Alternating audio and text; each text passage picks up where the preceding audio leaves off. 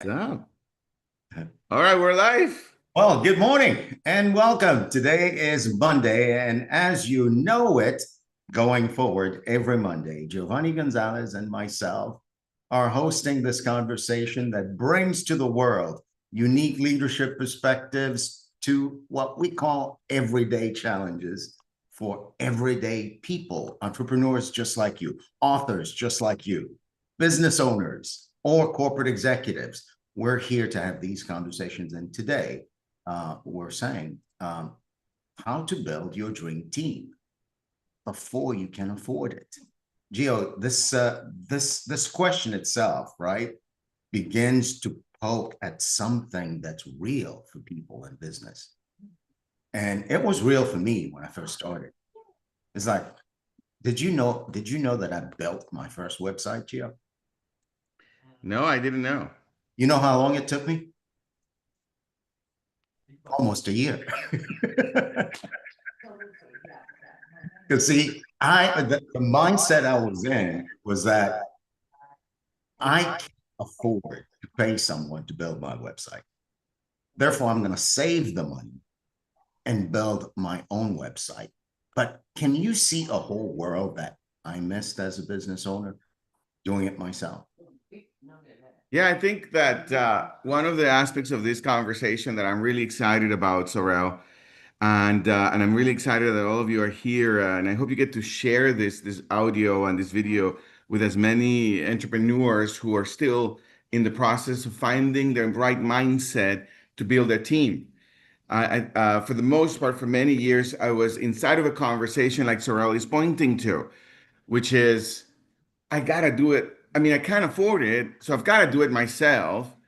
And and you kind of start getting better at what some things that you've never done before. Like Sorel is pointing to, I'm gonna do my website, and then you do a pretty bad website, but then you start kind of getting it, and you start knowing, the little things here and there, and adjusting here and there, and all of a sudden you say to yourself, "Well, nobody can do it better than me." And then your business sort of starts growing, and then you're like, you gotta have some sort of relationship with QuickBooks and your accounting, and you kind of get it for yourself, and you struggle and you make a mistake here and there, but you start getting better and better, and then at some point your mind says, nobody can do it better than me. And then you start doing your marketing, and then you do your cards, and then you do your thing, and then you can't really afford it, so you do it yourself, and then you go to Canva or wherever you went, and then you start saying to yourself, you can't see it, but you start saying, nobody can do it better than me. And then you start getting results out of really, really not necessarily expert building kind of business, but out of your own. So you get pride in what you do. And then your mind starts saying, well, if I'm going to hire a team, if I'm going to get a team, it's got to be the expert, amazing team. I can't just get anybody. But then you say to yourself, but I can't afford that. I can't afford a Keith of the world, I can't afford the Farids of the world. I can't afford them. I can't afford the Saurels of the world. So therefore, I'm going to just kind of have to do things myself. And at some point, we begin to create a very small business, and we can't quite get ourselves out of the mindset of, and this is the first principle that we want to get our minds around. And it's going to take something for some of us, and some of you, it's clear. There's no chance at building a sustainable business without a team. Now, it's valid. It's valid that now with AI, you can have a small team and do a lot. But there's no escaping having a team. And that's the first principle we want to really start getting ourselves around. For those of us who are doing it just by ourselves, there's no way to grow your business without a team. There's no way. And we cannot get ourselves to, in some sort of way, convince ourselves that we can do it. We Yeah, Gio. cannot. There's no way. Not a real business. You can get a hobby by yourself, but still not a fun hobby. But there's no way. I mean, it's got to land like that. By myself, there's no business. There's Yeah, something I'm getting going, but not a business. So yeah, that's the you first literally principle can. that we want to get ourselves around. Go ahead, Sorel. I And was Sorel, going I'm to say going to we need jump to into my double down phone on for a this. minute, Sorel, just to let you know. I'm going to jump on my phone over here just to see if you see some changes. Don't get scared. No worries, no worries. But I want to double down on what you're saying. It's not like there's no way. Let's say the word impossible. Okay. Let's say the word impossible. It's not just difficult. It's not just inefficient. It's plain downright impossible to build something big by doing everything myself, by doing everything yourself. You can build something small. Yeah. I mean, you can have your own job. Yeah. But you cannot build something big. So, if you're closing on the deal, if you're doing the fulfillment, if you're writing the emails, if you're managing the books, if you're handling all the follow-ups, that's not leadership. That's just survival. And it comes just like when I built my website. I could feel the pride of having taken the time to do it all myself, but it came at a cost. And the cost is that I was hanging on to things, and it made me the bottleneck to the growth of the business. There's no way. The more I grow, the tighter the choke. The more I hold on, the tighter the choke.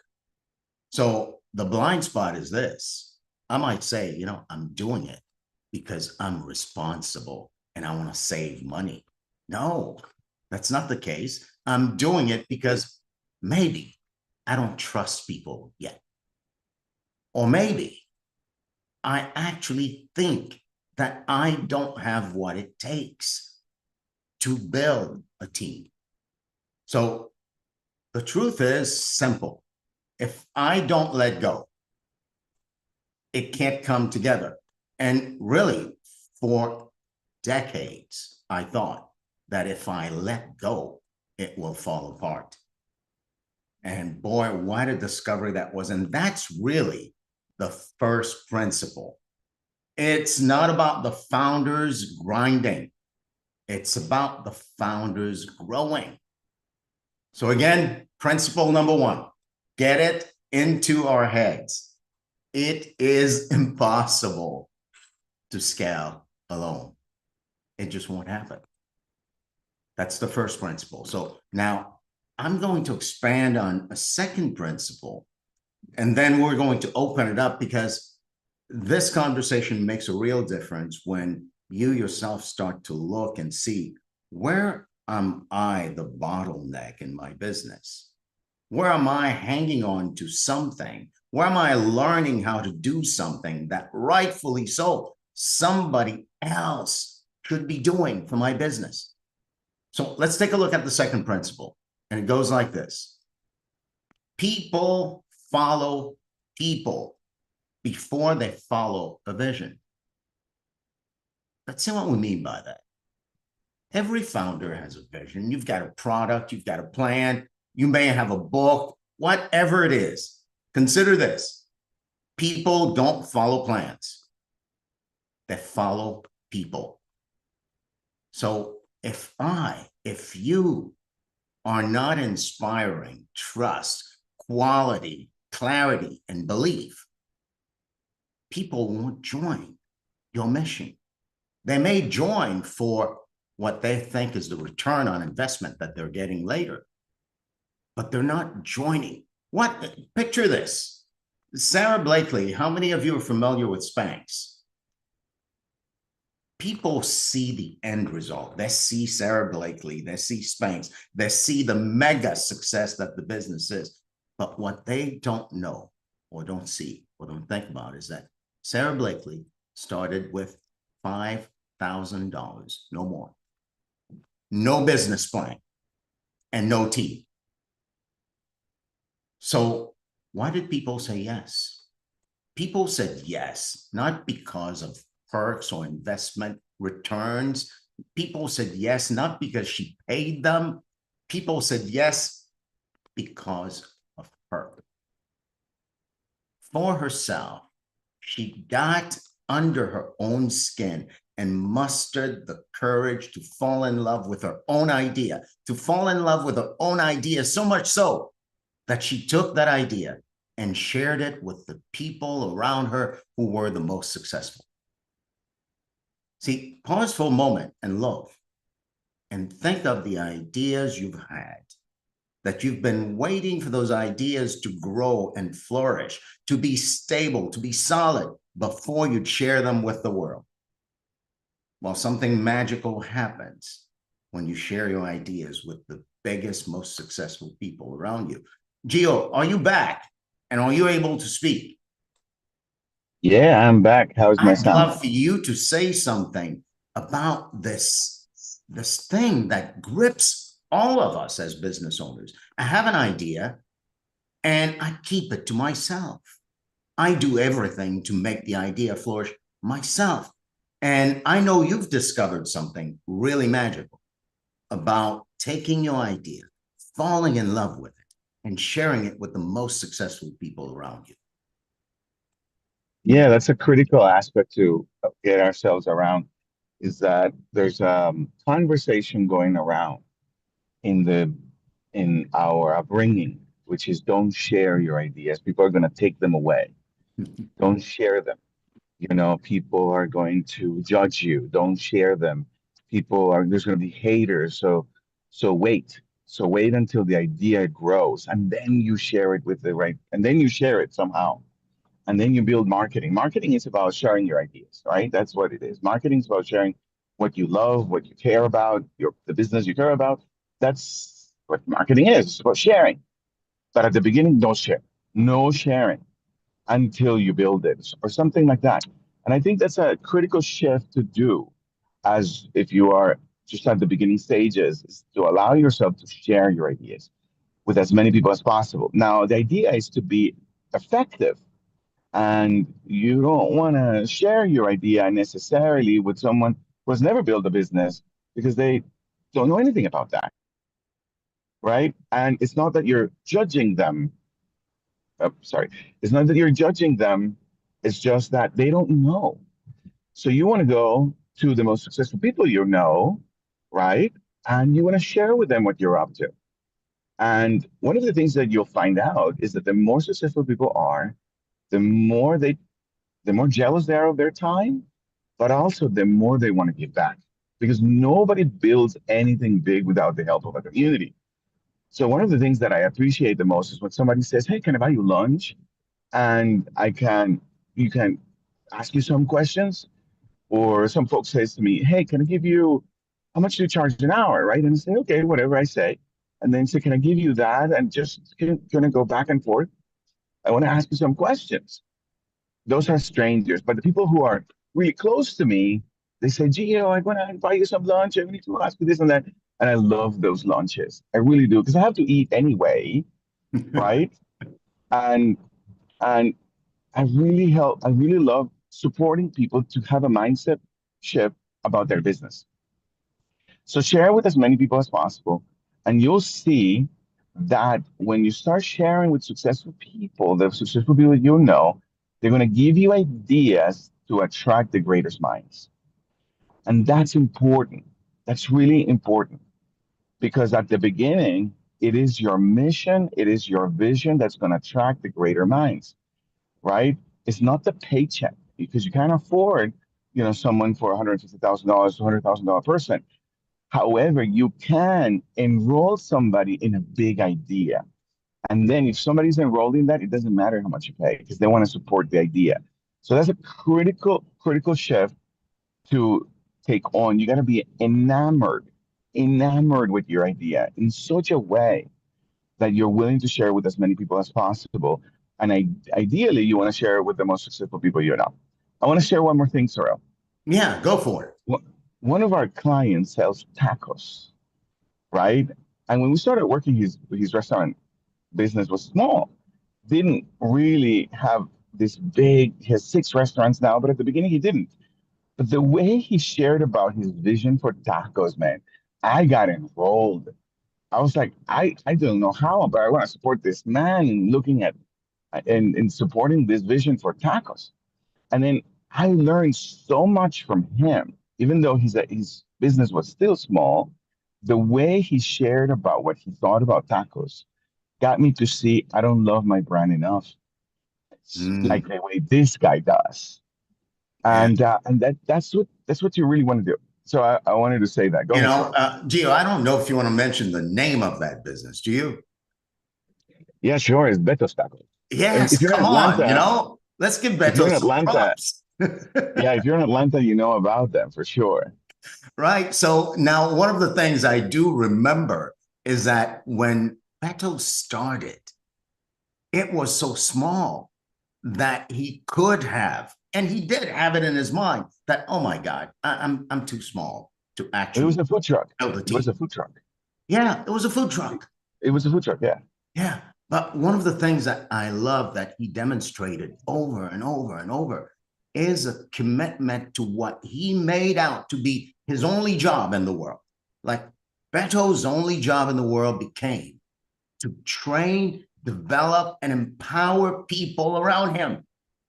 I mean, there were times when I thought, well, maybe Beto's couldn't go there. But Beto's brought all of his employees to a leadership retreat, didn't he? Yeah. Constantly. And one of the things that he Constantly. does constantly is to sell his idea to as many people as possible. Yeah. He's never been shy of sharing what his vision is for his business. Never. And Yeah. that's important to make the transition here to build a dream team. To build a dream team, your job as a leader is to sell them the vision over and over and over and over. Your job is to have them be enamored with the vision, with what the possibility of the business is. And it doesn't matter how big it grows. I mean, one of the things that no one can deny about Steve Jobs was that in every single conference and whatever business summit he was selling the world what's next. What's next? Where are we That's, going? And his fans and most everyone here probably has an Apple in one way or another. We just love the possibility of what Apple was becoming, and we became Apple, or many people became Apple. yeah. And so that's the job of a leader. Job of a leader is, or the business owner or this or the founder is to sell people the vision over and over and over. And the more you do it, the bigger idea, the bigger the minds you're going to attract. Yeah. And so, Jill, we could hog this conversation, but I'd love to hear from folks, right? We created this conversation inside of two very simple principles. One, get it through your head. As we're getting it through our head, you cannot build anything big without a team, period. It's impossible. Two, people follow people before they follow a vision. And your job is to sell the vision like it is hotcakes and get people to come on board, not for the money, not for the return on investment, not for the glory, but for the love of the vision. We'll pause here and would love to hear from you. What do you want to say? Yeah, Where, what are you hearing? Yeah, buds. Thank you for being here. It's exciting to see all of you. Rachel, go ahead. I am aware that I don't have a problem so much sharing my vision, although I do definitely have that thing of, I don't, somebody will steal my idea. But then when I'm ready to expand the team, especially if I'm looking to hire somebody, I'm very, very narrowly looking at, well, what's the return on investment of this going to be? Like, I don't feel like I can afford to hire the best person. And I don't even know how to evaluate who the best person is or find the best person. But I think what I've partly been doing is sharing my vision with little people, not bigger people, not knowing. I'm not really out there in the world. I'm in here in my writing space and in here in my house. So I'm not like out there touching so many people in general. So I'm not what I see from the conversation is that what's needed for me is to just pick up the phone and just start asking people, here's what I'm up to. Who should I talk to? And even that is sharing with more people. But I'm definitely hear what you're saying, like that the more passionate I am about what I'm up to, the more people are going to be enrolled. And then if I could ask a direct question, how can you help me get this word out? How can you help me build this team? I see really, rich value in what you're sharing.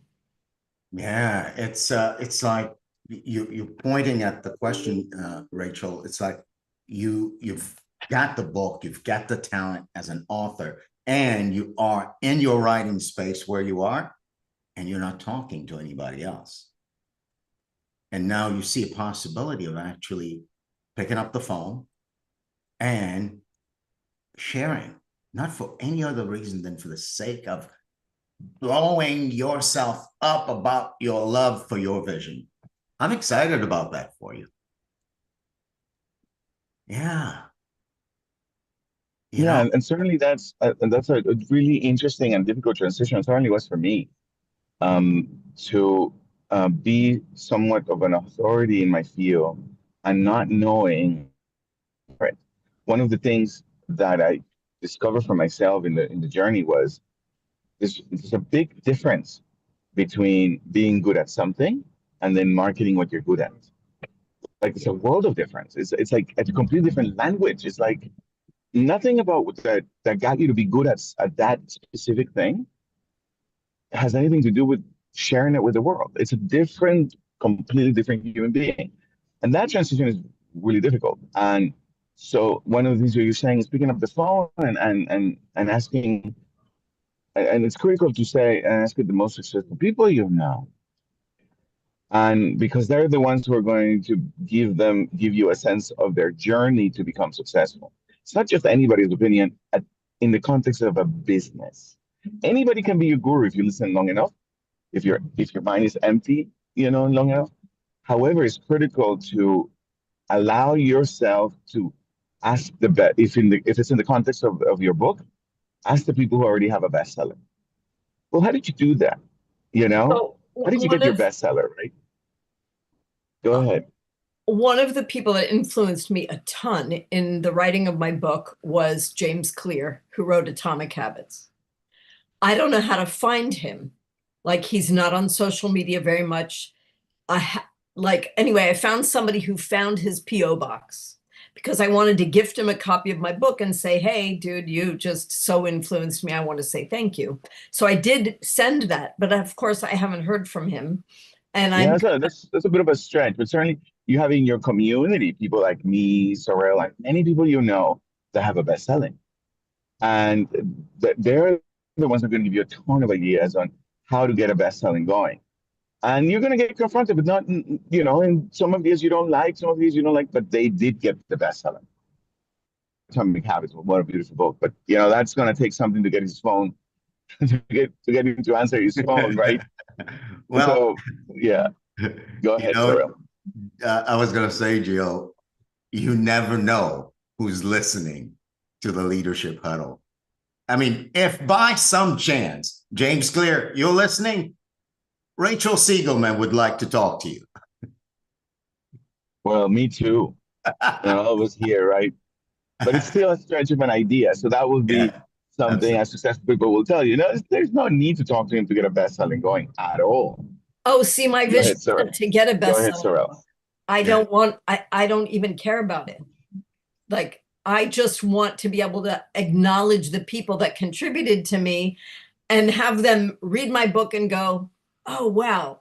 Yeah, I see where wouldn't it be just so awesome for you to have somebody come back and acknowledge you and say, when you talked about, how important it is to share your vision and do it passionately. And I took that on and I did that. And I come back to you 6 months later and tell you, and I did this and this and this, and look what I created. Wouldn't you just be on top of the world for having made that difference for somebody? That's what I want to do. I want to acknowledge the people that influenced me and that contributed to me. I don't care about being a bestseller. My bestseller status is going to take care of itself.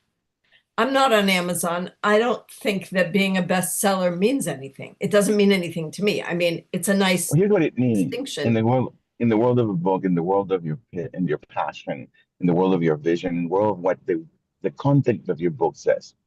The bestselling, what it means, never mind the accolades of it, it means more people saw it. And that's what we want. We want as many people to see it and read it, right? Not necessarily if someone like yourself want the best-selling status. You don't care about that. But we do care that many people see it. That's what we care about. That many people get the content of your book, the passion of your book, the conviction of what's inside of those lines, and we want as many people as possible to read them. When one way to measure it is a bestseller. That's just one way.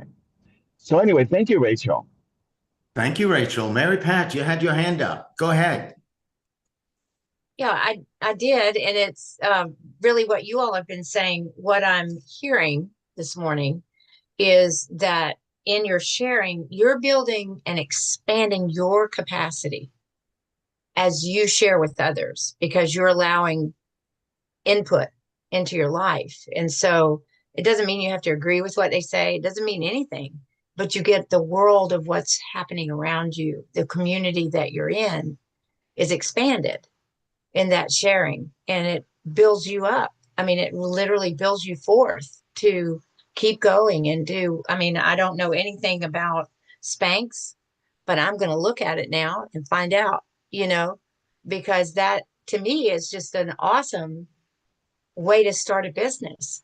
Have an idea, share your idea, very little money involved, a lot of hard work, but the main thing was listening to the community around you, the listening that you choose from that community. You don't have to take in everything that everybody says, but there's an expansion of capacity that we grow as we share. So thank you. Thank you for adding that to the mix, Mary Pat. Gio, the time's coming up. I'm thinking, let's share 3 practical tips, and then you close us out. How about that? Okay, Dio, go ahead. All right. Well, remember the first principle, right? It's impossible. Forget it. It's impossible to grow anything big by yourself. So guess what? Take a look at where in your business, where in your endeavors, whether personal or professional, you are actually doing what I call putting the horse before the cart, or the cart before the horse, actually. Because the horse is the people that you inspire with your vision. The horses are the people who are professionals at what they do. And you don't go learn what they know. You hire them to do what they do best, to forward and elevate your business. So that's the first practical thing. Just look at your business and at your endeavors and see where you're waiting for the money, waiting for the budget, waiting for the growth, waiting for the understanding, waiting for the product to stabilize before you get the assistance, the help, and the support you need. That's practical step number 1. Practical step number 2, wherever it is you see that, take one small thing. It doesn't have to be big. Take one small thing and move it off your plate.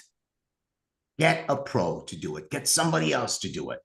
Expand in that direction. And last but not least, when it comes to this question, are you someone that people would follow before they follow your product? Take a look and take an inventory and go, who do I need to become so that the team or the people I want on my team come, not for the sports, but for me and my passion? And what do I need to do to generate that? Gio, let's take it home. Awesome, Saurel. Thank you, Saurel. I'm going to add one more.